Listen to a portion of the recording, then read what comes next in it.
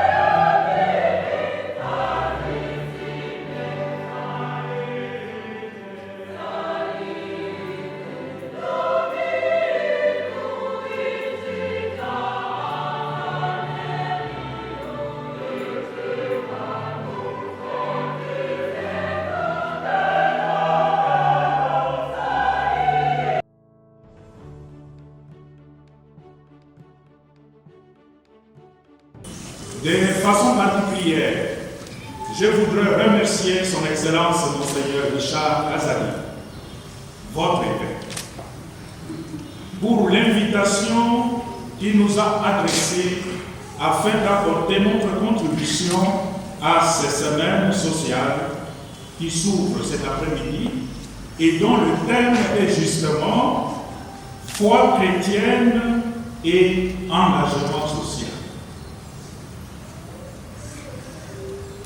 Je remercie aussi de tout cœur Madame la gouverneure ainsi que l'ensemble des autorités politico-administratives pour votre présence à cette célébration et aussi pour votre sens de collaboration avec l'Église de cette diocèse. C'est de cette manière que nous pouvons efficacement servir le même peuple de Dieu confié à votre administration, mais confié aussi à notre sollicitude pastorale. Il s'agit du même peuple. Il y a longtemps que j'ai été ici, et voilà aujourd'hui, je suis là et je constate des transformations, des changements. Merci pour ce dynamisme de la ville de Kolwezi. J'en suis très fier. La parole de Dieu, dès ce mardi de la deuxième semaine de Pâques, nous montre deux fruits importants de la résurrection du Christ dans la vie des croyants. Le premier fruit est l'idéal de la vie communautaire chez le premier chrétien de Jérusalem, tel que décrit dans les Actes des Apôtres que nous venons d'entendre. Et il est décrit au chapitre 4, verset 32. La multitude de ceux qui avaient adhéré à la foi avaient un seul cœur et une seule âme. Et personne ne se disait propriétaire de ce qu'il possédait, mais on mettait tout en commun.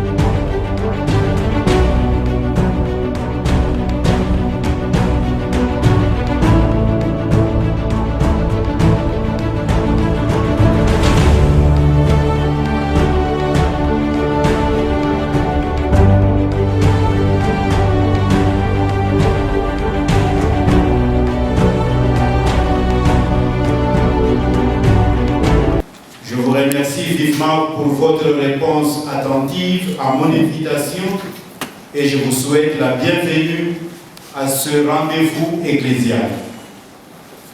Une bienvenue toute particulière à son éminence Fridolin Cardinal Ambongo, archevêque métropolitain de Kinshasa. Je salue aussi particulièrement la présence de leurs excellences, messeigneurs les évêques, Gaston Rovesi de Sakane Kibushi et Sébastien Joseph Mouyengo de Douvira. À vous tous, distingués invités et participants à cette expérience d'église, je souhaite la bienvenue à ces assises. En effet, il nous faut préciser avant toute chose ce qu'il faut comprendre par l'expression semaine sociale du diocèse de Kolwezi, pour que nous tous ici ayons le même entendement sur ce qui est attendu de notre forum. Je tiens à vous avouer que la semaine sociale est une expérience que j'emprunte à la France. En effet, nous nous sommes donc inspirés de l'expérience française pour proposer à notre diocèse cette forme d'apostolat et de pastoral en vue d'œuvrer pour une société à taille humaine.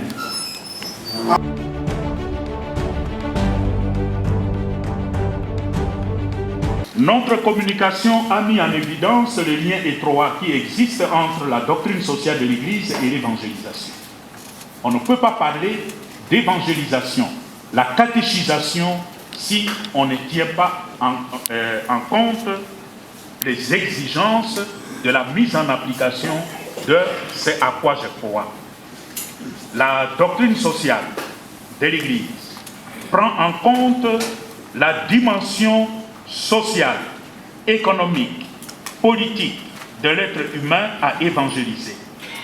Il importe que les fidèles soient bien initiés et formés à cette doctrine sociale de l'Église.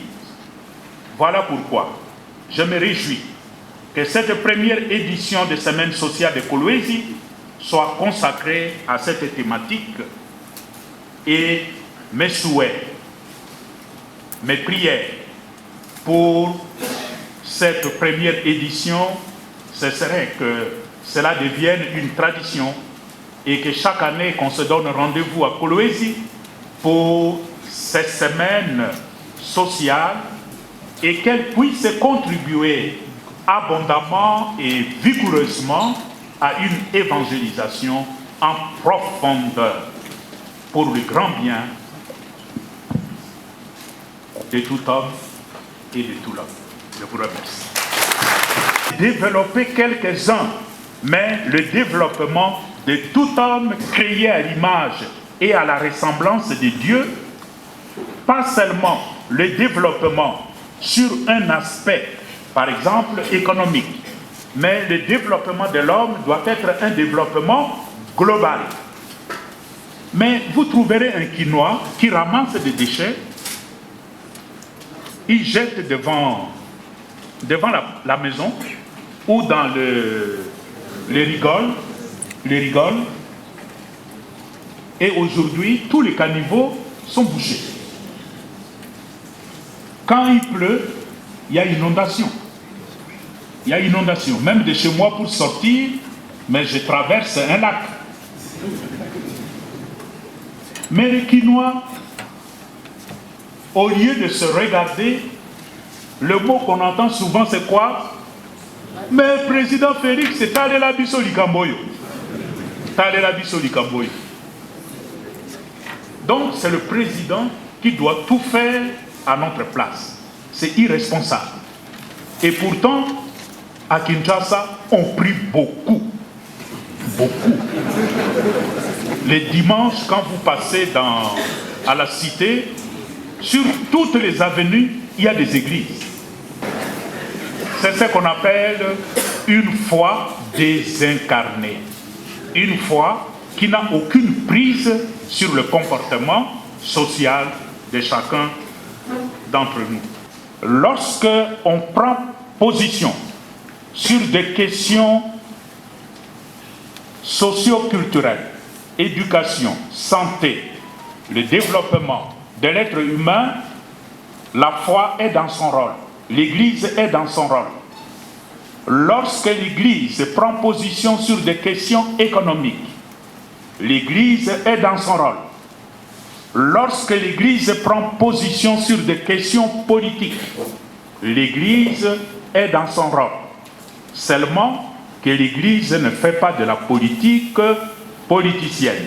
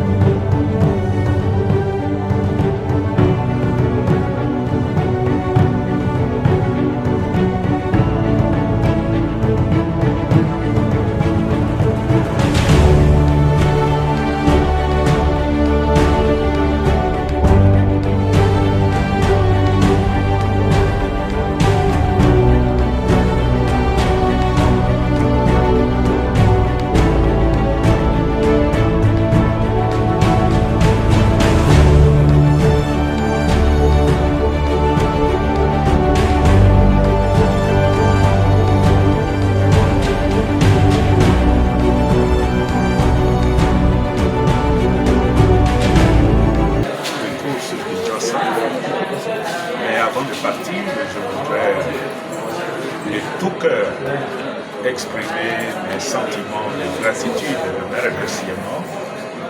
D'abord à Monseigneur Charles Kazadi, évêque de ce diocèse de Coloïse, pour le dynamisme qu'il est en train d'insuffler à ces diocèses de Coloïse. Comme je l'avais dit hier, j'étais ici il y a 20 ans, un peu plus que 20 ans. Mais quand je vois comment les diocèses commencent à se réveiller, comment les diocèses commencent à prendre de l'élan, je peux dire que la venue du nouvel évêque, Monseigneur Richard, a été une bénédiction, une chance pour ces diocèses de Coloïse. Je voudrais le remercier pour son dynamisme, mais aussi pour l'invitation qu'il m'avait lancée de venir partager la joie du peuple de Dieu qui est dans ces diocèses de Coloïse. Mais ce qui se fait au niveau du diocèse est renforcé par ce qui se fait aussi au niveau de la province de Lualaba. Quand j'étais ici il y a 20 ans, Coloïse n'était pas comme ça. Mais quelle transformation, quelle de modernisation qui vont vraiment dans le sens d'un gouvernement provincial qui s'est mis résolument au service de son peuple. Nous venons de terminer la visite du nouvel aérogare qui a vraiment de quoi faire rougir une grande capitale comme Kinshasa. Ce sera peut-être le premier vrai aérogare que nous aurons dans notre pays. Dans tout le Congo, moi je n'ai pas vu un aérogare de cette importance. Voilà pourquoi je tiens à féliciter Madame la gouverneure, l'ensemble de son équipe gouvernementale et tous ceux qui, de près ou de loin, se donnent pour l'émergence de cette province minière de Lualaba. Avant de partir, le seul mot qui m'anime maintenant, c'est un mot de gratitude.